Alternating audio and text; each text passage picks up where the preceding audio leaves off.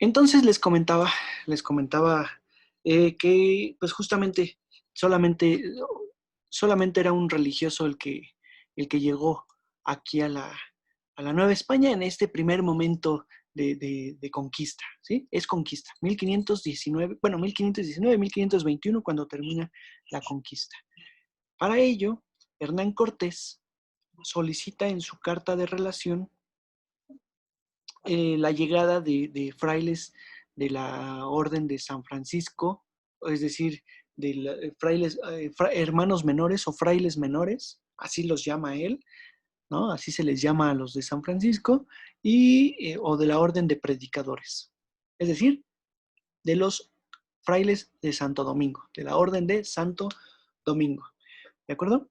Y ese es a los que solicita Hernán Cortés, pero claro, aquí recordemos, Hernán Cortés no manda, el que manda es el rey, en este caso ya es el rey Carlos V, eh, que decide pues enviar a los franciscanos, decide que primero vengan los franciscanos a la Nueva España. ¿Y por qué razón? Hay un pequeño antecedente. De hecho, igual se los comento, Antonio Rubial tiene un texto donde habla su tesis, no me acuerdo si de licenciatura o creo que sí es su tesis de licenciatura, donde se llama La hermana pobreza y donde hace todo un estudio, todo un análisis sobre los franciscanos y la reforma para llegar a la Nueva España, para arribar y digamos, y fundar evangelizar acá en la Nueva España, ¿no? Pero bueno, ¿qué es lo que hace? ¿Qué es lo que ocurre?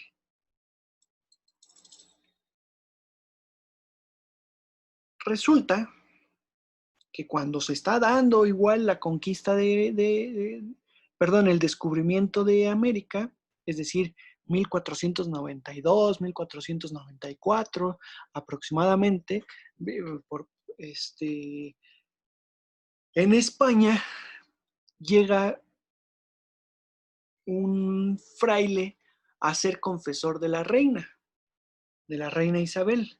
Su anterior confesor pues se había quedado como obispo de Granada. Y entonces, este fraile que se llamaba Gonzalo, pero que toma el nombre de Francisco Jiménez de Cisneros,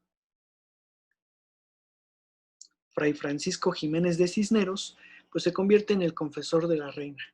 Y lo que le solicita a la reina Isabel es que le permita además reformar, pues reformar a las órdenes religiosas, porque pues, si se va a evangelizar acá el Nuevo Mundo, no es posible que lo hagan hombres que sean pecaminosos, hombres que no respeten la regla, que no tengan fe, porque al final están en los conventos, pues porque hay unos manjares muy buenos, no hay mucha comida, hay una relajación, o sea, es una vida muy, muy tranquila y pues, pues al final, o sea, tienen asegurada, digamos, su estabilidad, ¿no?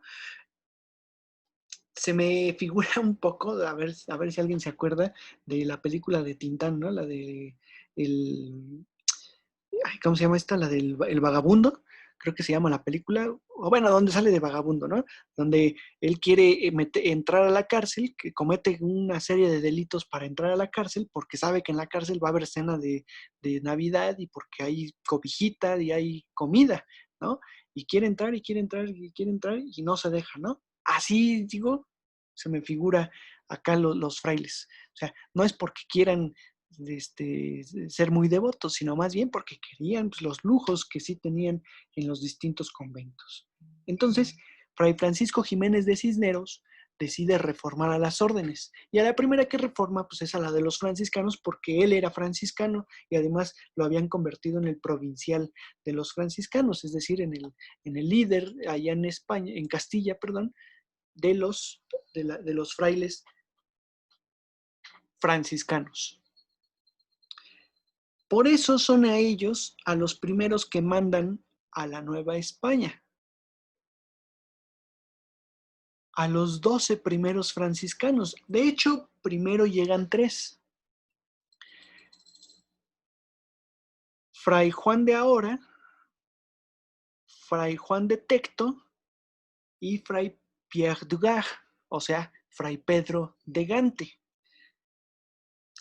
Fray Pedro de Gante, pues creo que es el más famoso, creo que todos lo conocemos. Hay una calle, hay un callejón allá en el centro histórico, ¿no? Donde ahora en las noches, pues hay una vida nocturna importante porque, pues hay bares en ese callejón y todo ese asunto. Pero bueno, Pedro de Gante, pues fue uno de los más conocidos porque fue el que evangelizó por mucho tiempo y el que protegió mucho a los indígenas, a los niños sobre todo, y que tuvo un acercamiento con los niños, ¿de acuerdo? Entonces, estos tres pues llegan, pero por supuesto que no se pueden hacer cargo de toda la evangelización. Son tres personas contra millones de indígenas. O sea, vamos a ponerle miles y no millones, pero aún así, siendo miles, no es posible. Entonces, están esperando a que desde España manden a, a franciscanos, ¿no? En este caso, o a frailes. ¿Por qué se están esperando en España? Porque consideran que tiene que ser una empresa bastante bien pensada hasta cierto punto, porque tampoco es que la hayan pensado del todo, pero digamos que consideran que, pues que tienen que llevar a cabo una labor importante y que no puede ser cualquier persona, que tienen que escoger muy bien a aquellos misioneros que van a llegar a la Nueva España. Son 12, pues un poco para, digamos, asemejar o para, pues sí, para imitar y dar a entender esto de los 12 apóstoles, ¿no?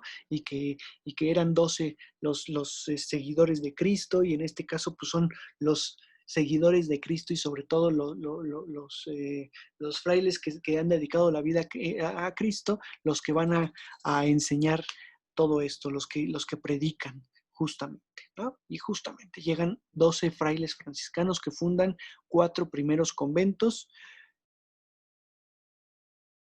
2 en Puebla o en la región Puebla-Tlaxcala y 2 en la Ciudad de México.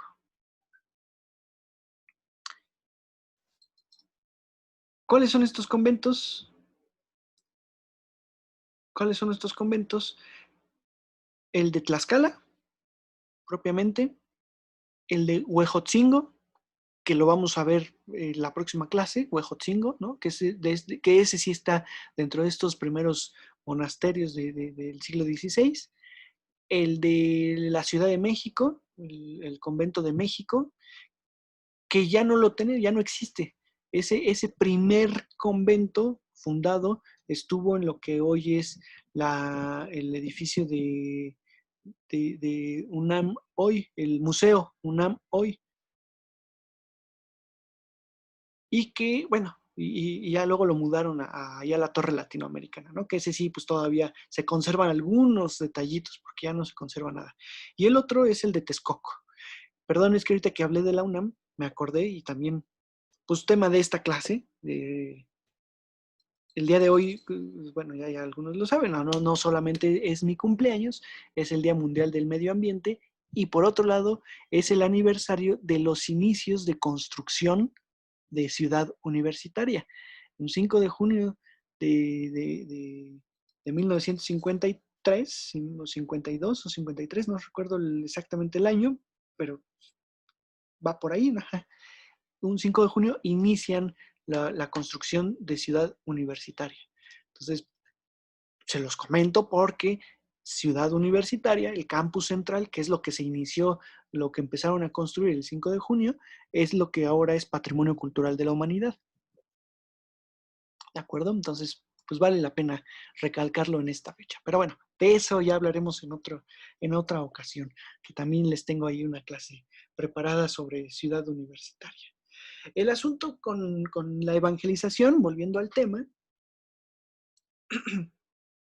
es que esos primeros 12 frailes pues se empiezan a expandir, empiezan a intentar llegarle a toda la gente, a todos los indígenas, y pues no lo logran todo, o no es que no lo logren, pues es que es muy complicado, son 12 frailes que se tienen que repartir, al menos en estos 4 conventos, es decir, toca de a 3 frailes por convento, y pues no, con 3 no se educa a una población de 500,000 indígenas, ¿no?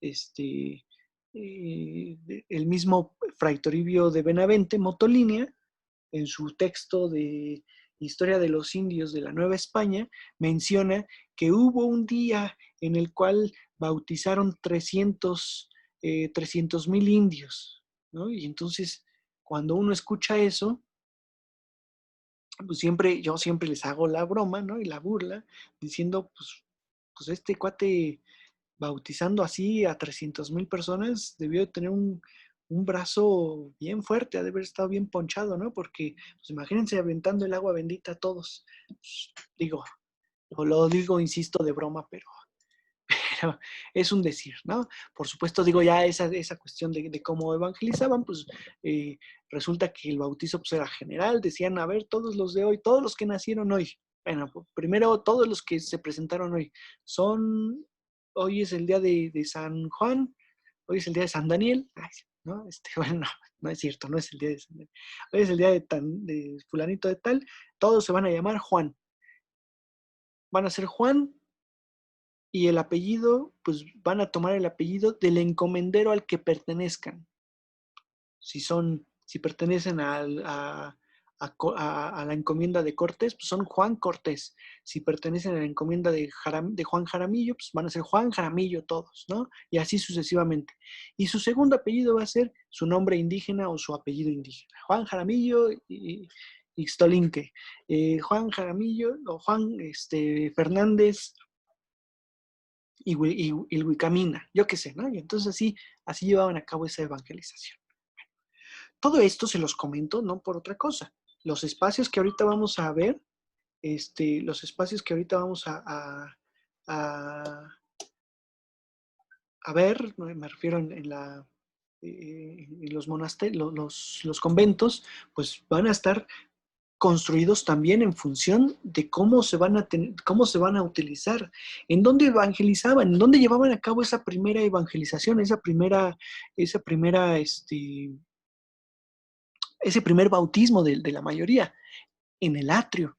Los indígenas no querían entrar a los templos, según dice Motolina y dicen algunos de estos frailes, ¿no? Que no querían, que les parecía que el templo pues, era un lugar para el Dios y para el sacerdote, pero que ellos, pues desde fuera, porque era la costumbre, ¿sí? Ahora, no pensemos que eran estos templos como el que estamos viendo en la imagen, no, en 1530, 1540, apenas era una iglesia con techo a 2 aguas, muy austera. Estos conventos del siglo XVI son de 1570, 1580, la construcción de estos grandes conventos, ¿de acuerdo? Entonces,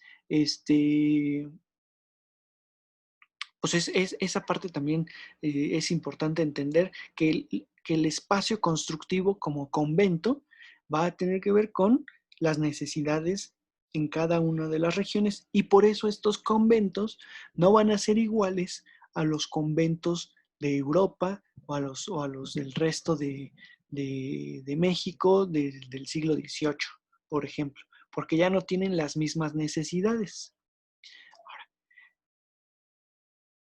Bueno, eso por un lado, ¿de acuerdo?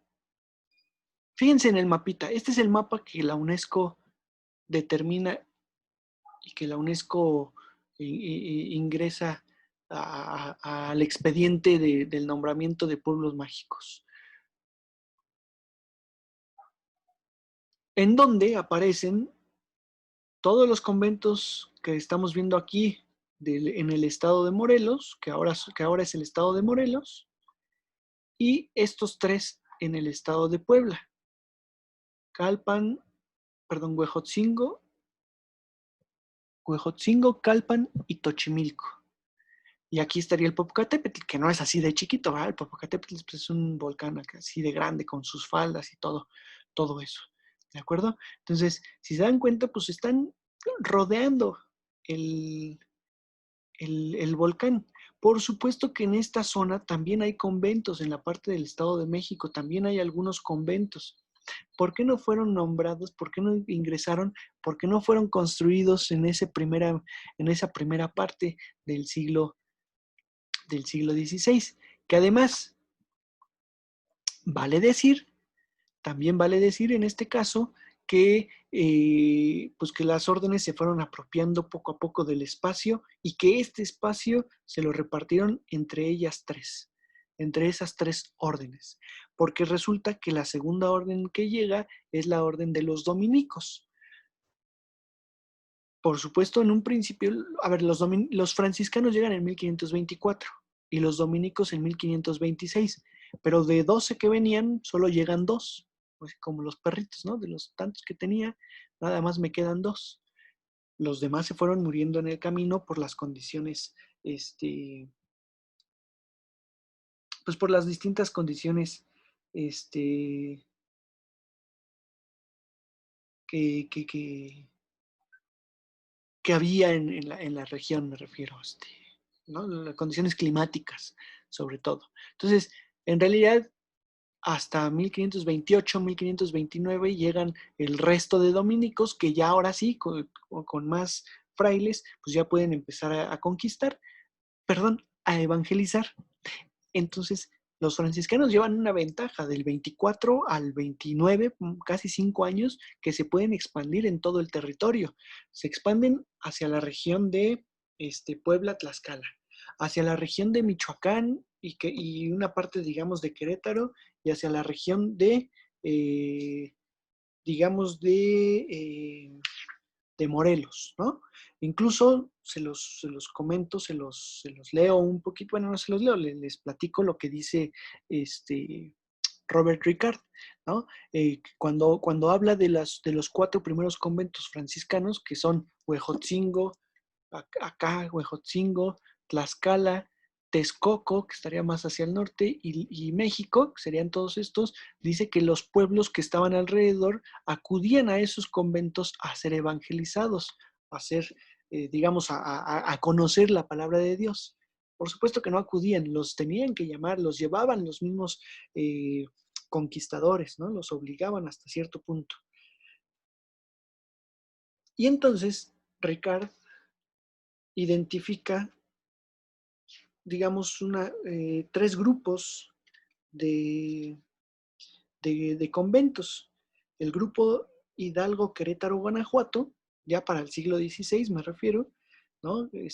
Hacia la región de Hidalgo me refiero Huichapan, Tecozautla, Alfajayucan, ¿no? Jilotepec, toda esa zona, el mismo Querétaro, San Juan del Río, y luego hasta Guanajuato incluso, hasta San Miguel el Grande, llegarían los conventos de los franciscanos, que es una de las zonas a las cuales se enfocan.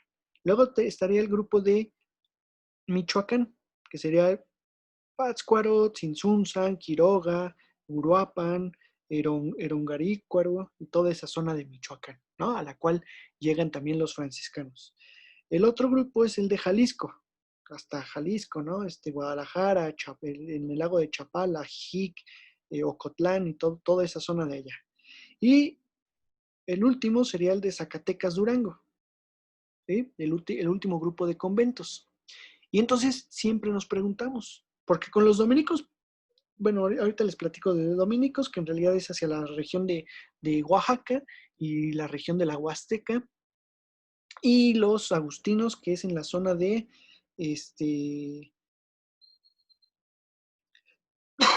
perdón, hacia la zona de, de Hidalgo, los agustinos, la zona de Michoacán y un poquito la región del sur de la Ciudad de México.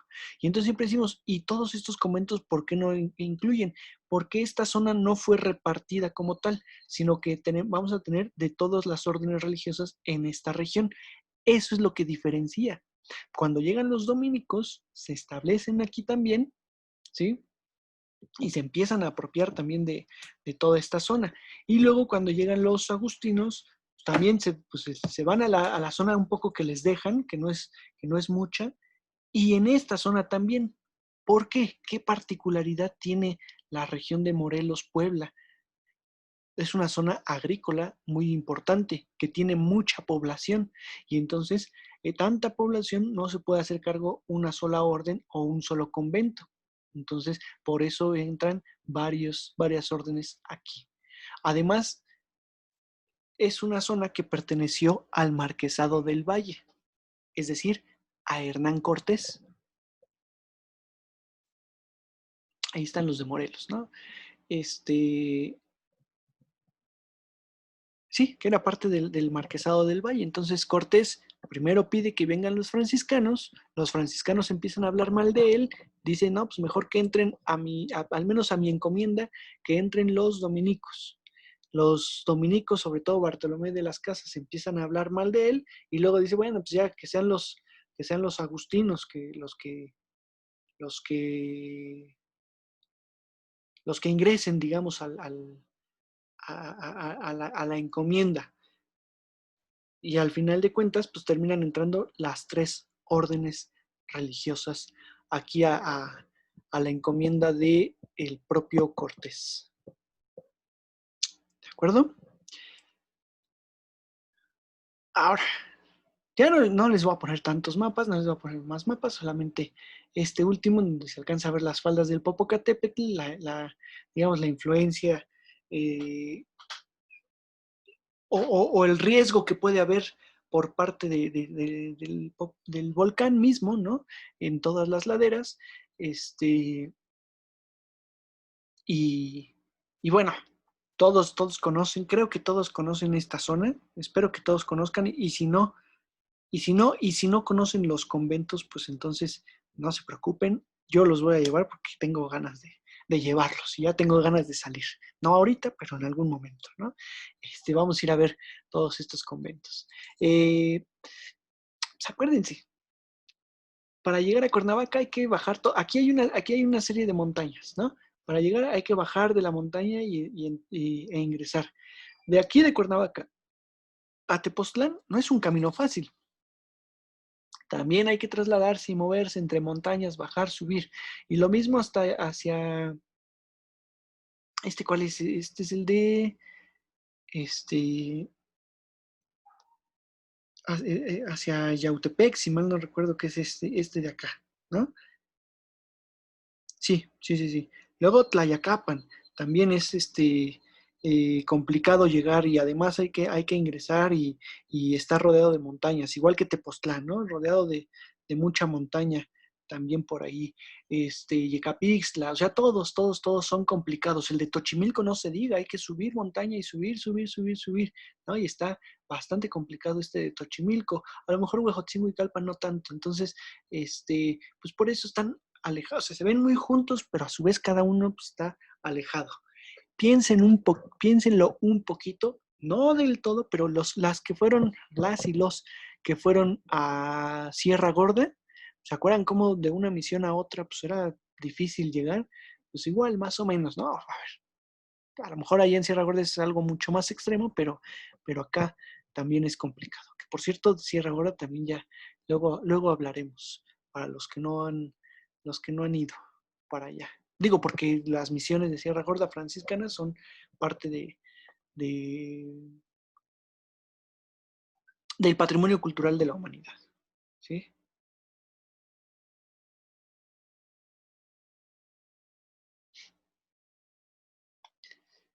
Ahora,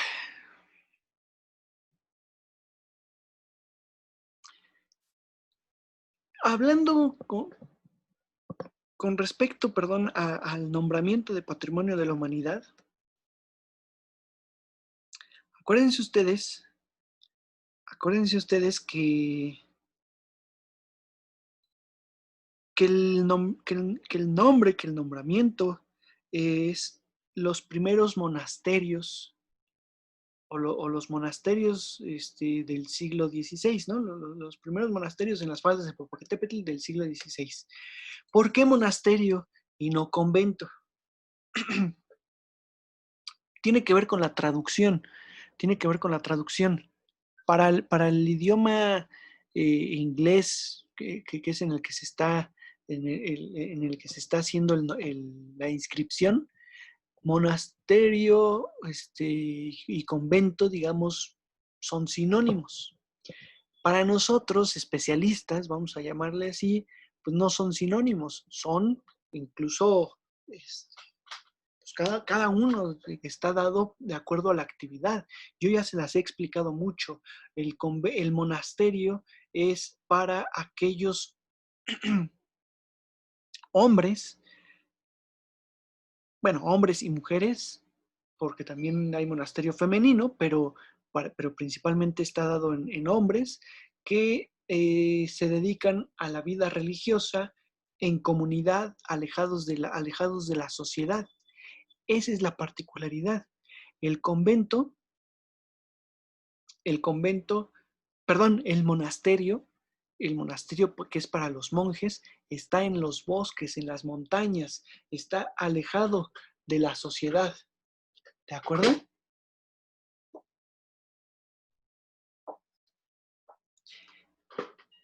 Y en realidad los que viven ahí dentro nunca más tienen contacto con la población externa, a menos que, bueno, siempre hay sus excepciones, este, siempre hay algunas eh, variables, ¿no? Algún permiso incluso para que salgan o no salgan los, los, los monjes. Pero al final, insisto, bueno, tiene esa particularidad. En cambio, el convento es otra cosa, el convento es diferente, el convento es para las órdenes mendicantes, el convento es para los frailes y no monjes. A los frailes no se les puede llamar monjes, no es lo mismo. eh, Vamos, insisto, en la traducción, pues a veces se da por hecho ¿cómo se dice? Este sinónimo, esta semejanza, pero no, ya en el original, digamos, en el castellano, son diferentes. Resulta que el fraile que vive en el convento está, ahora sí que está aquí para una labor misionera, para una labor activa con la sociedad. El monje no. El monje está para una labor pasiva, para rezar, para orar por la sociedad. También el convento es el centro del pueblo, es el centro de la población, es el centro de la comunidad y de la sociedad. ¿De acuerdo? Este, ¿A qué voy? Incluso hay varios textos, por ahí les voy a recomendar también, digo, yo les estoy recomendando muchos, quién sabe cuántos los quieran conseguir o comprar o leer igual, pero bueno, está el texto del mismo Antonio Rubial que se llama El convento agustino y la sociedad novohispana. Y justamente habla de lo que representaba el convento en, para la sociedad novohispana, de lo que significó, de lo que representó y de la función simbólica y la función social de un convento, ¿no? O sea, es el centro. Ustedes vayan al pueblo, a cualquiera de estos pueblos, y el convento está en el centro, el pueblo está alrededor de este espacio. El convento y los espacios como el atrio, ¿no? Pues es lo principal. Ya después, pues la plaza de armas, el edificio de gobierno, pero al final siempre es el convento al cual van los indígenas. Alrededor de él se están fundando los pueblos como tal. Hay otro libro, este también se lo recomiendo muchísimo, que está editado por la UNAM y es una serie de 5 conferencias que dio Dominique Yoña Prat, que a lo mejor el nombre pues, no, les cuesta un poco más de trabajo, pero el libro se llama Iglesia y Sociedad en la Edad Media. Y justo uno de esos capítulos habla como la iglesia, más que el convento, pero que pues, tiene simbolismos muy similares, se convierte en este centro de un edificio excepcional en el paisaje social, ¿no? Así lo pone, un edificio excepcional en el paisaje social, el centro del pueblo y del paisaje social, del simbolismo social. Eso es lo importante, ¿de acuerdo? Ahora, la mayoría de estos pueblos, en donde están los conventos de Morelos y Puebla, eh, son de origen prehispánico. También hay que decirlo, todos estos pueblos, en realidad yo digo la mayoría, pero todos estos pueblos son de origen prehispánico, tienen un origen prehispánico, que ese es otro detalle a considerar, el valor que tienen. Muchos otros conventos fuera de, pensemos sobre todo hacia la región de Michoacán, perdón, de Guanajuato, Zacatecas, toda esa zona, muchas veces el convento se funda para atraer a la población.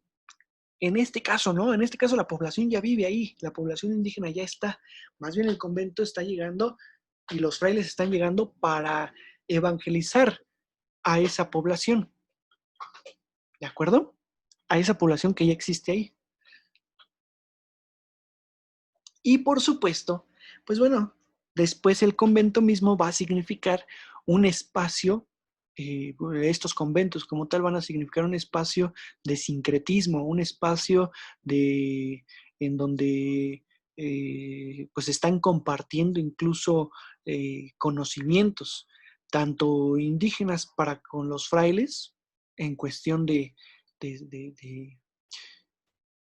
de conocimientos, digamos, tradicionales, ¿no? Yo diría del entorno y del ambiente, la medicina tradicional, el ordenamiento urbano en barrios, ¿no?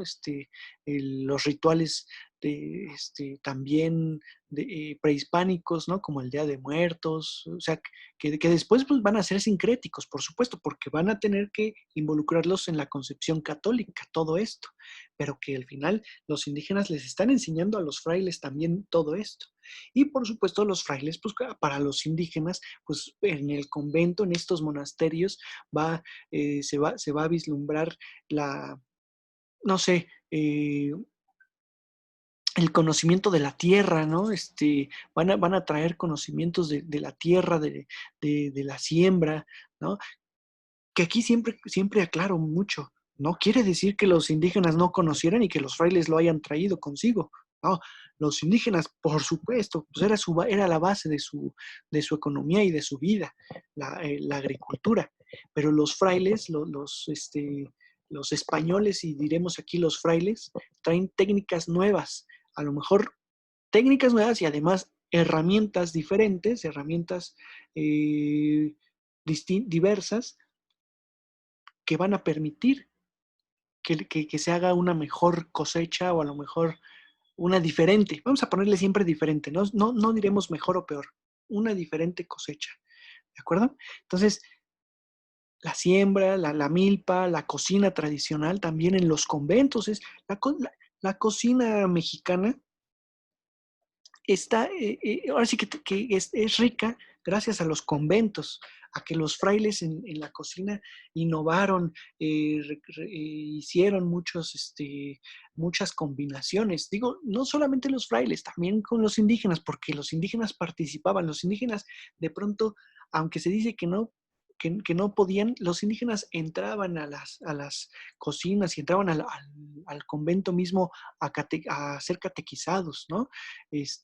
Ahí pues les enseñan a los frailes los distintos tipos de maíz, chile de árbol, chile verde, chile manzano, ¿no? Los nopales, el chayote, el jitomate. A lo que voy es productos agrícolas de la región que los frailes combinan con sus tradiciones europeas y se genera una cocina mexicana, ¿sí? Hay un texto, ese es un artículo que se llama justamente La cocina del convento, así se llama. Habla del convento de Churubusco, del Museo de las Intervenciones, pero en efecto, pues habla de todo esto que se hizo en los conventos, toda esta gastronomía que se inventó en los conventos, que para nosotros va a ser fundamental para la tradición mexicana. Y entonces, digamos, todo esto simbólico que les estoy platicando, todo este simbolismo que les estoy platicando, es lo que se está rescatando al rescatar estos conventos. Porque al final, en tanto perviva y en tanto perdure propiamente la, el conocimiento de lo que ocurrió y de lo que representan, ¿sí? Van a ser el símbolo, los conventos de Morelos y los distintos conventos van a ser el símbolo de esa, digamos, de esa de ese mestizaje, ¿de acuerdo? Incluso, incluso, veámoslo de esta otra forma.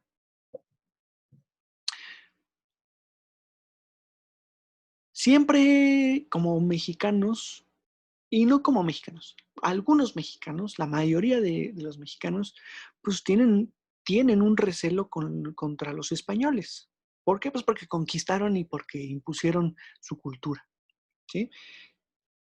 Y porque creen que la cultura indígena siempre fue mejor. Entonces, bueno, pues muy correcta, muy válida también esta interpretación, ¿no? Pero resulta que incluso los indígenas tenían un recelo contra los españoles. Pensemos en la época novohispana, contra los nobles, por los malos tratos, por los malos usos, por la esclavización, por la apropiación de los recursos, por lo que quieran. Traían un recelo. Los frailes, sobre todo, digo, más allá de todos los males que hubo, ¿no? Dentro de la iglesia igual, pero los frailes que vivían en estos conventos, al contrario, eran los buenos, eran los que apoyaban, los que defendían a los indígenas, los que abogaban por los indígenas contra los españoles. Eh, digamos, tenían ese simbolismo. El convento al final era el símbolo de la correcta evangelización, de la correcta conquista para los propios indígenas, ¿sí?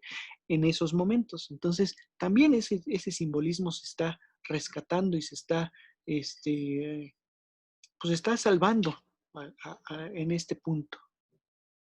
¿Ok? Les cuelgo y les vuelvo a marcar. Bueno, se vuelven a conectar a la misma liga porque ya se acabó el tiempo.